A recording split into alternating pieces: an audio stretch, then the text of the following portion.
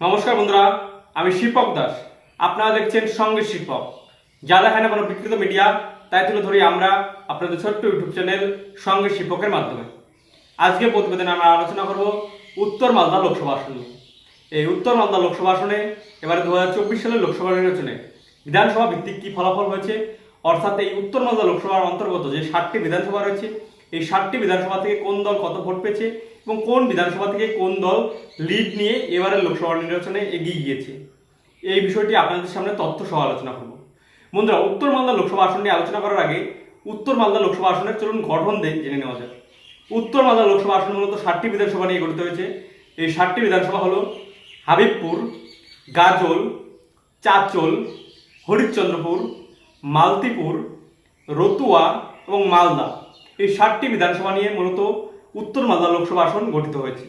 এবারে যদি আমরা প্রার্থী তালিকার দিকে তাকাই, তাহলে দেখতে পাবো তৃণমূল কংগ্রেস প্রার্থী করেছিল প্রাক্তন আইপিএস অফিসার পোষণ ব্যানার্জিকে। বিজেপি প্রার্থী করেছিল তাদের বিদায়ী সাংসদ সেটিং এমএলএ খগেন মুর্মুকে, এবং বাম কংগ্রেস জোটের তরফ থেকে কংগ্রেসের প্রার্থী আলম মোস্তাকুর। এই তিনজনের মধ্যে মূলত লড়াই হয়েছে। যদি আমরা এবারে বিধানসভা ভিত্তিক ফলাফল দেখি, শুরুতেই আমরা যে বিধানসভা দেখব তা হলো হাবিবপুর বিধানসভা। এই হাবিবপুর বিধানসভায় তৃণমূল কংগ্রেস ভোট পেয়েছে 68,497টি ভোট, বিজেপি ভোট পেয়েছে 1,05,449টি ভোট এবং কংগ্রেস ভোট পেয়েছে 10,645টি ভোট। তারপর আমরা দেখব গাজল বিধানসভা। এই গাজল বিধানসভায় টিএমসি ভোট পেয়েছে 74,200টি ভোট, বিজেপি ভোট পেয়েছে 1,13,071টি ভোট এবং কংগ্রেস ভোট পেয়েছে 25,215টি ভোট। তারপর আমরা দেখব চাচল বিধানসভা। এই চাচল বিধানসভায় তৃণমূল কংগ্রেস ভোট পেয়েছে 66,911টি ভোট, বিজেপি ভোট পেয়েছে 50,623টি ভোট এবং কংগ্রেস ভোট পেয়েছে 66,265টি ভোট। তারপর আমরা দেখব হরিশ্চন্দ্রপুর বিধানসভা। এই হরিশ্চন্দ্রপুর বিধানসভায় তৃণমূল কংগ্রেস ভোট পেয়েছে 69,766টি ভোট, বিজেপি ভোট পেয়েছে 49,433টি ভোট এবং কংগ্রেস ভোট পেয়েছে 74,109টি ভোট। তারপর আমরা দেখব মালতীপুর বিধানসভা। এই মালতীপুর বিধানসভায় তৃণমূল কংগ্রেস ভোট পেয়েছে 61,799টি ভোট, বিজেপি ভোট পেয়েছে 36,156টি ভোট এবং কংগ্রেস ভোট পেয়েছে 77,720টি ভোট। তারপর আমরা দেখব রতুয়া বিধানসভা। এই রতুয়া বিধানসভায় তৃণমূল কংগ্রেস ভোট পেয়েছে 58,021টি ভোট, বিজেপি প্রার্থী ভোট পেয়েছে 57,908টি ভোট এবং কংগ্রেস প্রার্থী ভোট পেয়েছে 91,880টি ভোট। তারপর আমরা দেখব মালদা আসন। এই মালদা বিধানসভা আসনে তৃণমূল কংগ্রেস ভোট পেয়েছে 49,040টি ভোট, বিজেপি প্রার্থী ভোট পেয়েছে 1,12,469টি ভোট এবং কংগ্রেস প্রার্থী ভোট পেয়েছে 37,229টি ভোট।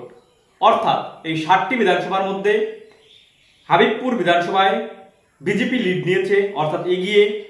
গাজল বিধানসভায় বিজেপি লিড নিয়েছে, অর্থাৎ এগিয়ে। তারপর চাচল বিধানসভা, এই চাচল বিধানসভায় কংগ্রেস প্রার্থী লিড নিয়েছে, অর্থাৎ এগিয়ে। হরিশ্চন্দ্রপুর বিধানসভা, এখানে তৃণমূল বিজেপি কংগ্রেস প্রার্থী এগিয়ে। তারপর আমরা দেখব মালতীপুর বিধানসভা। এই মালতীপুর বিধানসভাতেও কংগ্রেস প্রার্থী এগিয়ে, অর্থাৎ লিড নিয়েছে। তারপর আমরা দেখব রতুয়া বিধানসভা। এই রতুয়া বিধানসভাতেও কংগ্রেস প্রার্থী এগিয়ে, অর্থাৎ লিড নিয়েছে। এবং মালদা বিধানসভা, এই মালদা বিধানসভাতে বিজেপি প্রার্থী এগিয়ে, অর্থাৎ লিড নিয়েছে। অর্থাৎ 7টি আসনের মধ্যে বিধানসভার মধ্যে 3টিতে বিজেপি এবং 4টিতে কংগ্রেস।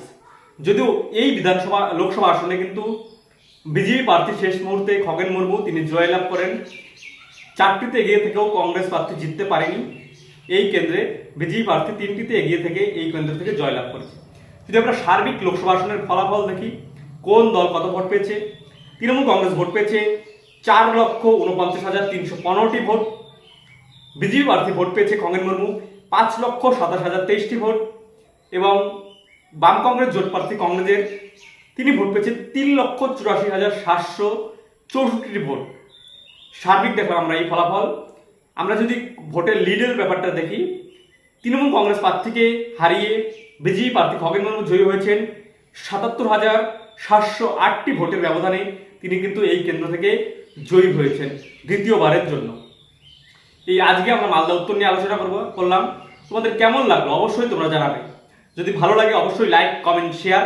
আর যারা এখনো সাবস্ক্রাইব করেন তারা অবশ্যই সাবস্ক্রাইব করবে, কারণ সাবস্ক্রাইব করলে নিত্য নতুন ভিডিওটিতে আমাদের অনুপ্রেরণা হয় এবং আমরা উৎসাহিত বোধ করি। নমস্কার, ধন্যবাদ। অবশ্যই সাবস্ক্রাইব।